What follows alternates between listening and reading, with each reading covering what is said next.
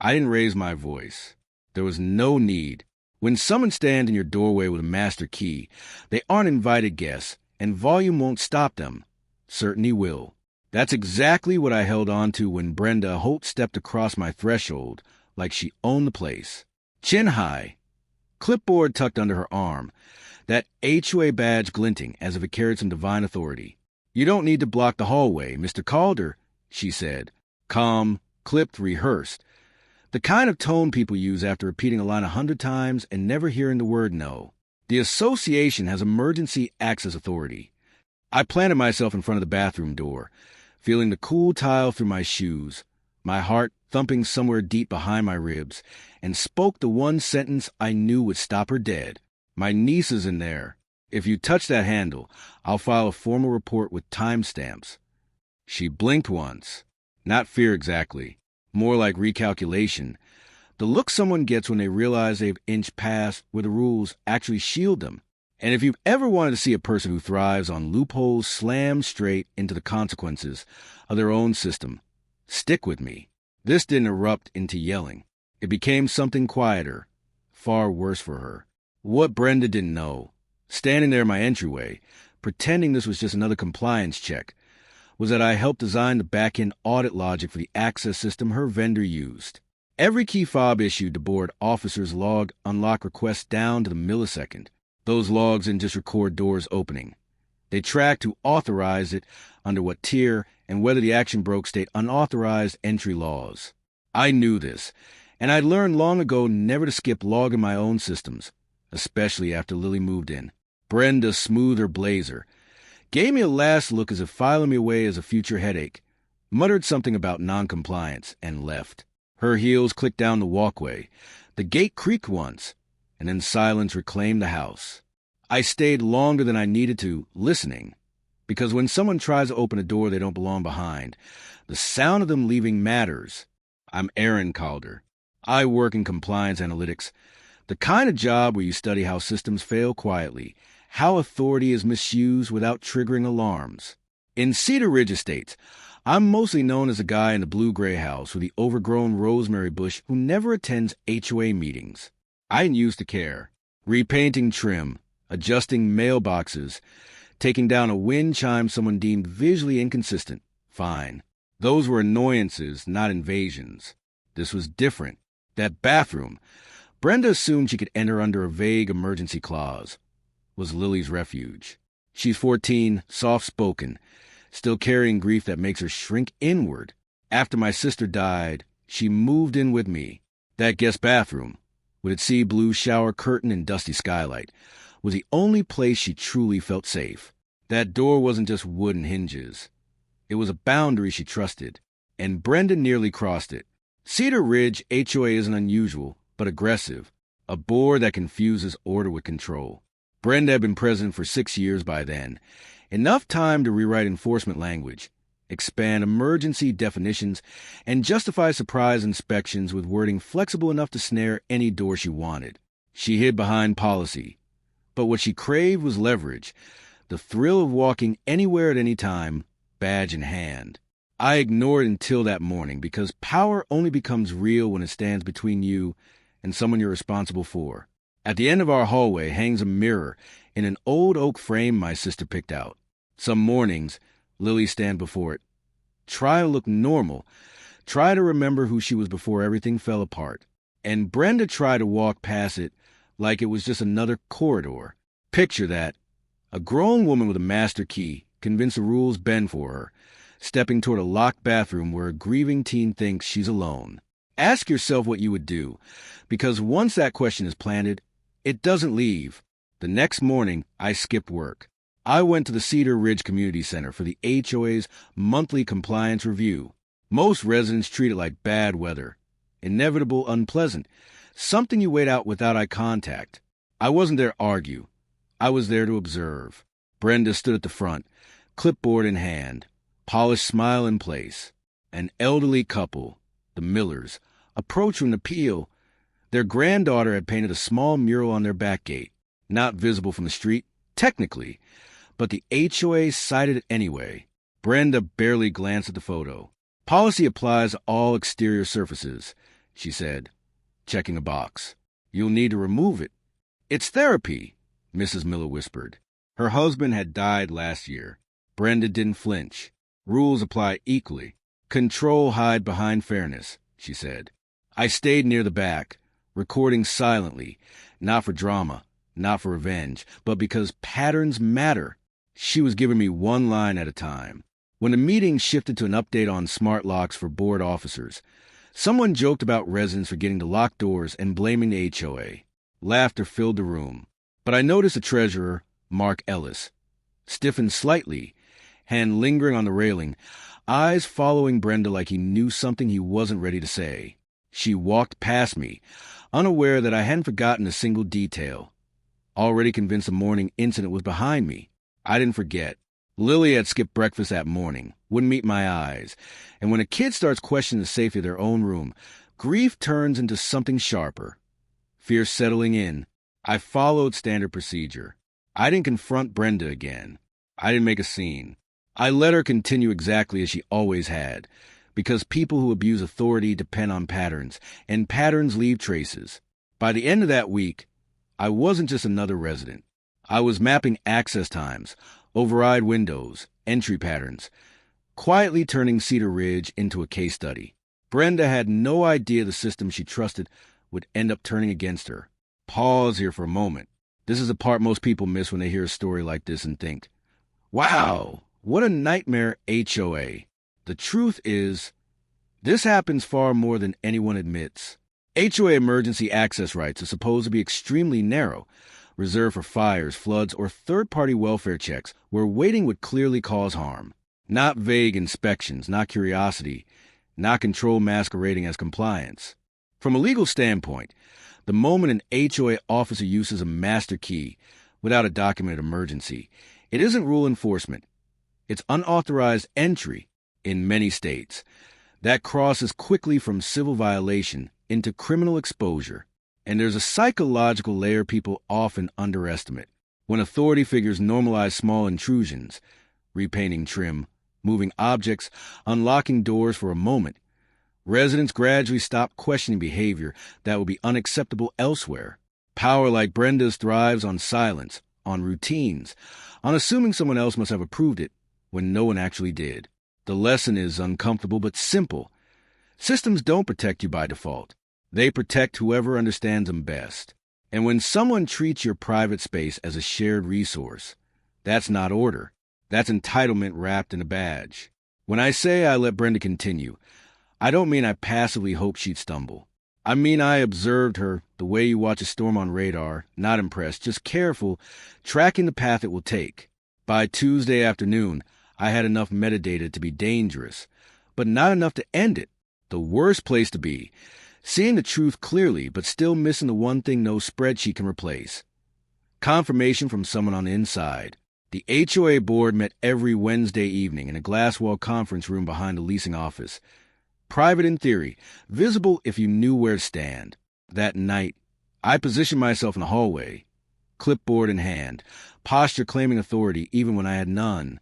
Through the blinds, I watched Brenda head the table, back straight, pin tapping against a legal pad she barely glanced at, flanked by board members who'd long learned that nodding was easier than questioning.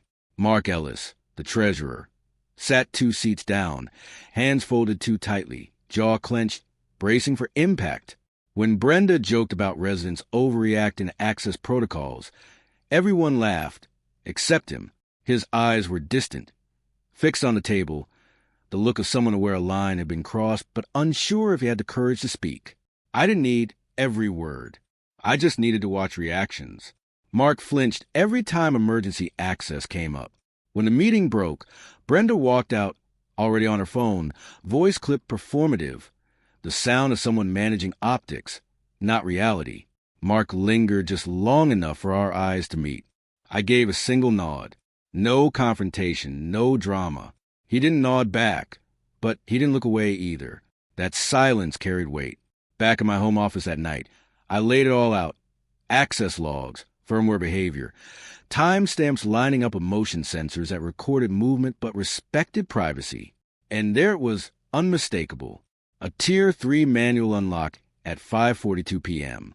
My front door, Brenda's key fob. No emergency flag. No override justification. Just raw access. One entry became 2, then 7, across different addresses, on multiple days, some after dark, all without proper triggers. This was an inspection. It was probing.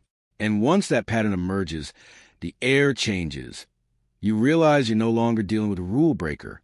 You're dealing with someone who treats private space as optional.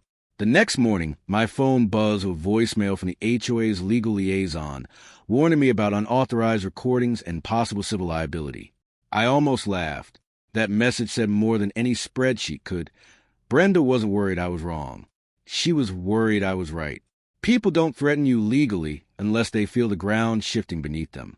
By Friday, I was sitting on a bench near the community mailbox cluster when Brenda appeared, right on schedule, navy windbreaker zipped, HOA crest stitched over her heart like armor.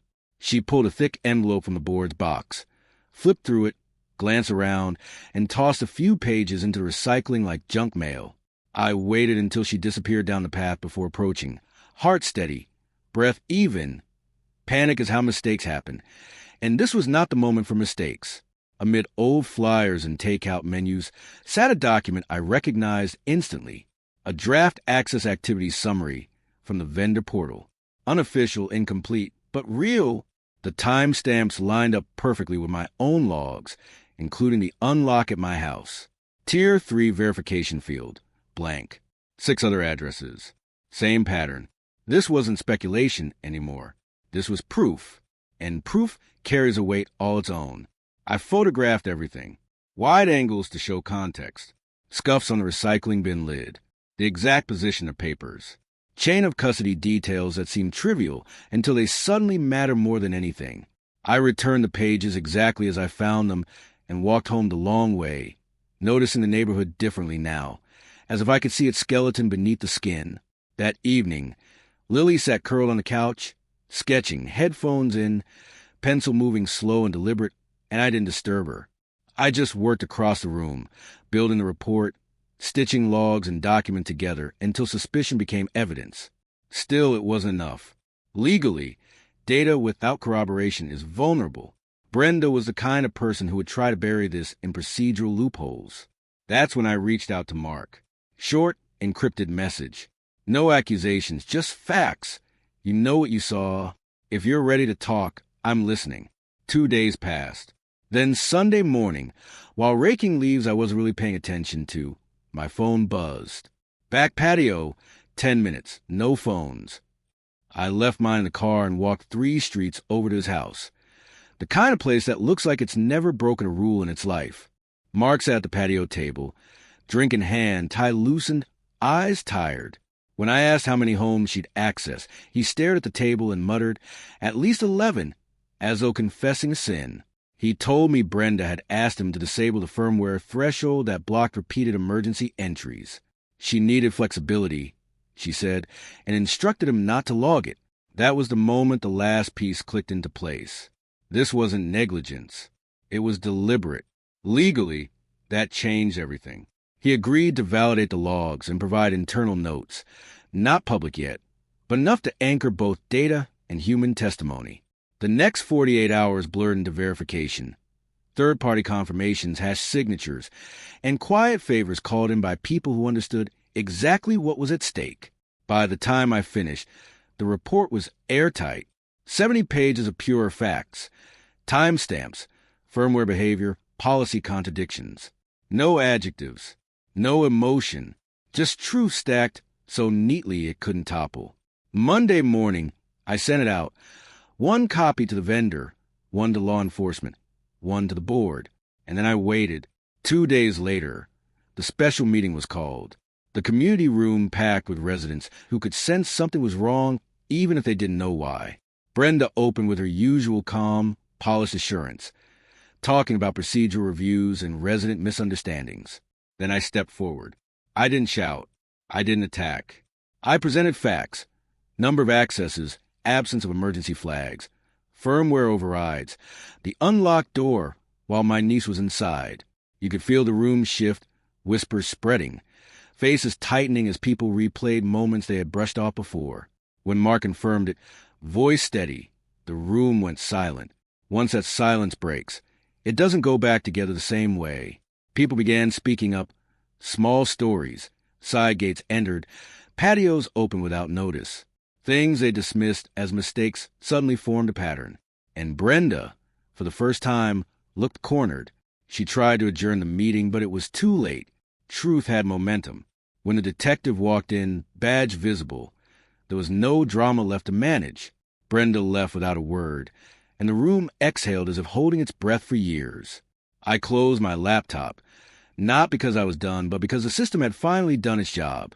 Expose misuse, protect the vulnerable, and remind everyone that authority without accountability is just trespassing with better stationery. After the email stopped, after the board voted to suspend Brenda pending investigation, after the vendor announced a full audit and law enforcement confirmed they were treating this as unauthorized entry, I expected to feel victorious, or at least dramatic relief. But I didn't. What came was quiet, the kind that follows sustained tension, and that quiet gave me space to reflect. The lesson isn't that Brenda was uniquely malicious, or Cedar Ridge unusually broken. Systems like this run on autopilot, and autopilot works fine until someone decides the rules or suggestions, and no one checked behind them. Most homeowners underestimate how thin the line is between emergency access and unlawful entry, because HOA language sounds absolute while actually conditional. The moment a board member treats private homes like shared property, the risk isn't fines or lawsuits. It's trust collapsing. Safeguards exist to enforce accountability. Disable them, even for convenience, and you reveal how you see your role. Above scrutiny, above residents, above consequences. It's a psychological trap. People like Brenda don't storm in yelling. They normalize. They smile, cite policy, make you doubt yourself. Over time, that erodes your sense of ownership over your own space. The moment you think, I guess that's allowed, without evidence, you've already surrendered ground you didn't mean to. I think of Lily often when I think of this case. Not because she was the loudest voice, but because she represents the people these systems are meant to protect, and often don't.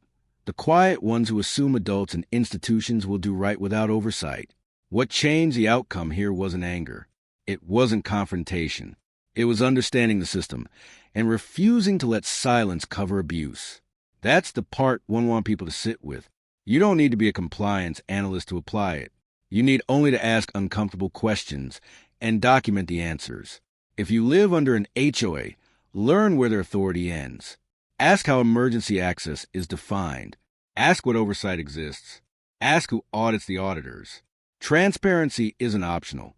It's foundational.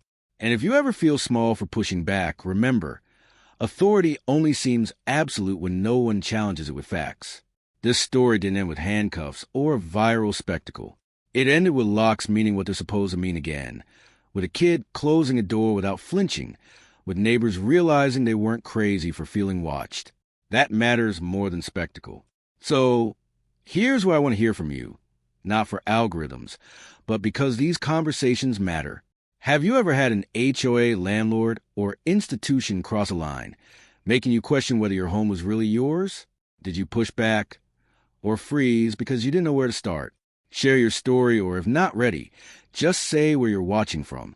The more we talk about how power gets misused in ordinary places, the harder it is for anyone to hide behind policy and pretend they're untouchable.